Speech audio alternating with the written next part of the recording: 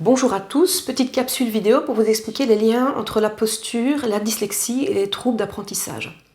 En fait, il a été prouvé que les enfants dyslexiques ou en troubles d'apprentissage oscillent sur des beaucoup trop grandes surfaces. En fait, sur plateforme stabilimétrique, on sait qu'une personne, un individu normal, oscille sur 1 cm². Et ces enfants oscillent sur les plus grandes surfaces. Donc ils sont moins stables. Le fait d'être moins stable, déjà, ça fait en sorte qu'ils doivent mettre plus d'énergie pour se restabiliser. Et on comprend bien qu'un enfant qui est instable, si à l'école on lui demande de rester assis, de tenir son crayon, de tenir sa feuille alors qu'il a un déficit de stabilité, il va mettre énormément d'énergie pour déjà arriver à remplir ces tâches-là. Et comme le corps a un stock d'énergie pour fonctionner et qu'il est déjà dans un système compensatoire pour arriver à se stabiliser, le détriment d'énergie va se mettre au niveau de la cognition. Donc effectivement, il va avoir plus de mal à se concentrer sur la leçon, à se concentrer sur le devoir, simplement parce qu'il est déjà épuisé de devoir tout le temps se stabiliser.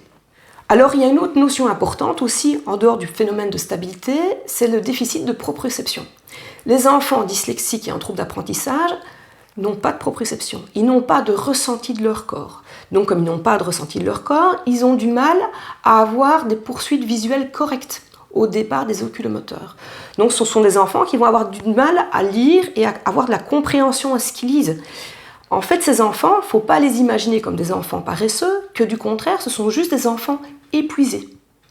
Ils sont épuisés parce qu'ils n'ont pas de pilotage automatique. Ces enfants, à partir du moment où on va leur rendre des pilotages automatiques au départ de la posture, par une ou plusieurs entrées sensorielles, tout dépend de l'enfant et du problème multicouche.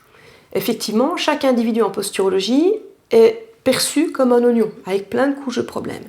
Et le but de ce qu'on fait en posturologie, c'est de relancer justement ces pilotages automatiques pour que, sans faire d'efforts supplémentaires, l'enfant récupère des capacités cognitives pour arriver à mieux fonctionner à l'école. Ici encore récemment, j'ai un gamin qui est venu avec sa maman. Il n'arrivait pas à dépasser les 50% au niveau résultat scolaire. Et on a travaillé sur la posture et sans faire d'efforts supplémentaires, il est tout de suite arrivé à 70% en seulement 2 prises en charge. Et le traitement n'est pas terminé, donc il va encore progresser. Donc voilà, la prise en charge posturale, c'est une prise en charge qui est complémentaire à la prise en charge logopédique et neuropsychologique, mais à la limite, elles sont prioritaires puisqu'on rend à l'enfant de la capacité à pouvoir fonctionner comme tous les autres. Voilà, je vous remercie de m'avoir écouté, je vous souhaite une très bonne journée.